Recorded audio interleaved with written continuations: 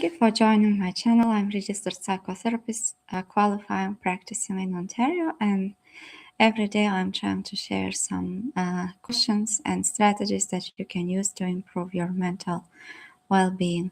I want to know that these questions and strategies cannot be accepted as treatment or psychotherapy. I'm sharing them just to increase your awareness and for psychoeducational purposes. And many people are asking me questions how to stay consistent and motivated, disciplined, and oftentimes people are making plans and goals, setting goals in the start of the year. However, after several months, it's more difficult to stay consistent and motivated. And today I'm going to share some questions and strategies you can use if you feel unmotivated and if you are procrastinating or it's difficult to stick with the plans. And we'll give you some strategies that you can use to help yourself to move forward even if you feel stuck or unmotivated. So what difference would it make for you, and what are you hoping to achieve if your consistency, discipline has decreased, motivation has increased? And what difference would it make for you if you could stay consistent? What difference would it make for the people around you? And what if staying consistent with your goals didn't require more motivation, but instead it required a better weekly result? Because oftentimes our emotions can be changing. We might feel sad, anxious, angry, and it might be difficult to maintain motivation. But when we have certain strategies or system, we can use these strategies each time when we procrastinate or we cannot follow with the plan. So maybe you have made a lot of plans for yourself, set plans, and you decided you understood, but then a few days later you notice that you are slipping back into your old routines. This is happening because our brains are designed in a manner that we are trying to decrease stress, and each time when there is stress or anxiety, our brain often returns to autopilot. So instead of blaming yourself and criticizing yourself and asking, why can't I stay motivated? There can be a more useful question to ask yourself. You can try asking, what small system or action can I take today and can help me to result every week or every day? And even when motivation decreases, long-term consistency usually grows from two things. One of them is regular feedback, understanding what works, what doesn't work, and constantly adjusting your conditions, your strategies. And the second one is being compassionate towards yourself.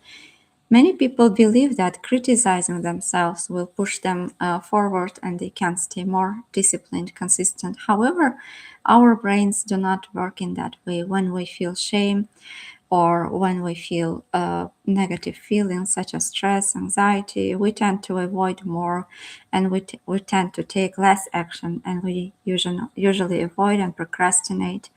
And however, if we are able to approach ourselves with compassion, with kindness, it's easier to take action and to start doing things even at times when we slip from the plans or we avoid or procrastinate. So understanding what's the challenge, what's the problem here, and what small step could you take to fix it, to repair it, to help yourself can help to shift the focus from criticizing yourself, from feelings overwhelmed, anxious, towards solutions and what can be done towards making progress. And many successful people are using checking in every week and trying to understand what works for them, what doesn't work, and trying to review their progress. So first question is important to set clear and detailed focused goals and understanding why you are trying to achieve certain goal, and being sure that this goal is specific and achievable, and also thinking about what you can do if this plan will not work. What's the plan B? What's the plan C?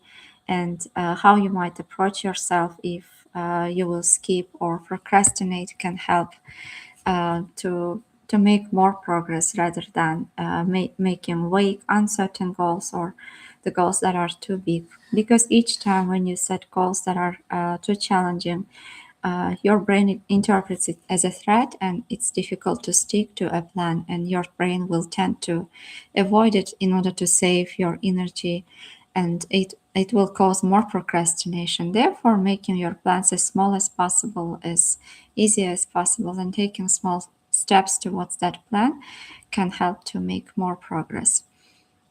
So one smaller version of this goal would still move me forward, and trying to make plans as small as possible can also help to create momentum. And when you feel capable, your motivation increases, and it's more likely that you will continue with the plan. And also using different strategies such as 5 minute rule, convincing yourself that you can start doing the task and will do it just for 5 minutes can also help to create a resilience and a relief, because after 5 minutes oftentimes you will stop feeling anxious and your brain will not interpret the task as a danger or something challenging, and it will be easier to stay focused and to continue with the goal. And in your weekly plans, asking yourself what went well today, what went well today can also help you to notice what's working and what you can use more in your daily life and while trying to achieve your goals. And as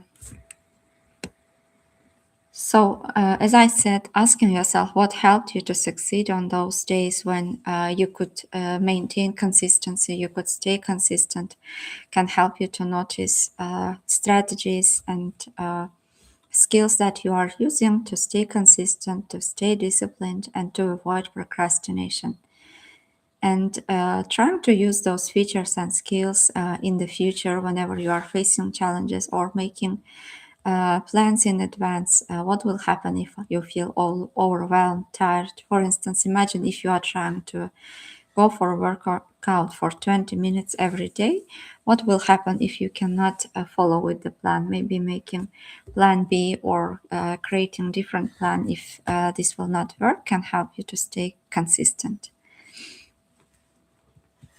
And also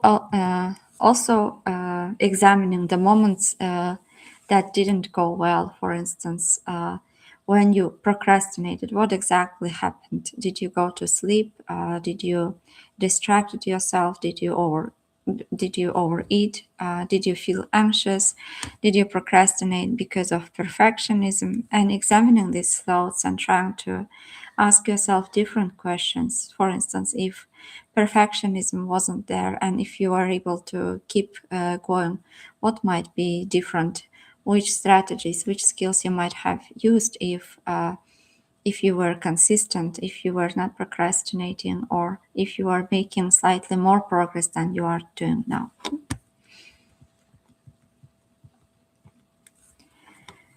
And also, once you notice some internal barriers or external barriers, what's the smallest step you can take to improve them slightly?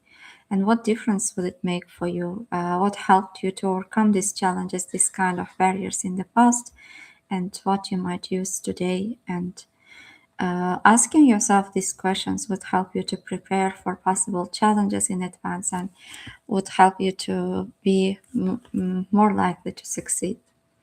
And for instance, if you are procrastinating when you feel tired or exhausted, uh, preparing a plan for if then situations. For instance, if you cannot stick up with the plan and if you feel exhausted, what else can you do instead of sleeping or procrastinating? Maybe doing this habit for shorter period of times. If you were supposed to read a book, maybe to read it not for 30 minutes but for 10 minutes would help you to stay consistent and to help your brain to learn that this is a habit and to help the formation of habit for yourself.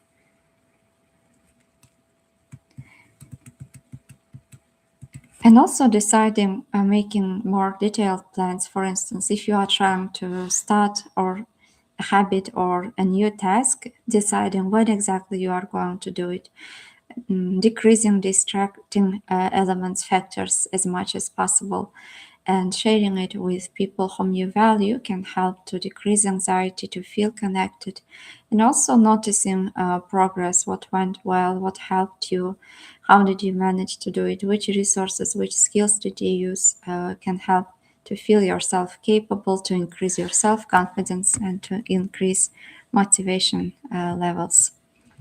And each time, if things don't go as planned, instead of asking, why did I fail, asking, what would help me to restart today? What can be the smallest sign that I'm going back and sticking with the plan that I had previously? And what would be the smallest sign that I'm making progress can help to shift your attention towards solutions instead of staying stuck in the feelings or blaming yourself, criticizing yourself. And approaching yourself with kindness, accepting that you struggled and that's a part of being human, and asking yourself what I would like to do instead of feeling stuck in anxiety, criticizing yourself can help to repair your motivation faster than criticism. And opening your planner and writing down a review of your week, of your day at certain time can help to understand what's working for you and which challenges you are experiencing, and can help yourself to draw a better map of what might work for you. For instance, asking yourself, what did I learn this week? What is my one focus for the next week? And what is my next step? What do I need in order to complete this step? Which challenges may I have, and how? Which resources can I use to overcome these challenges can help to create a more detailed plan of what might go wrong, and this might help you to maintain your motivation or to help you to take action even when you don't feel motivated. And I hope that this video was helpful for you and helped you to ask yourself different questions and to increase your awareness about what makes you to procrastinate and what might help you to stay consistent, disciplined, and to keep going despite obstacles that you might have. I want to remind you that these videos cannot replace treatment or psychotherapy. And if you are having considerable challenges with anxiety, low mood, attention difficulties, or perfectionism, don't hesitate to ask for professional help. And don't forget to follow me and ask your questions in the comments if you find this helpful.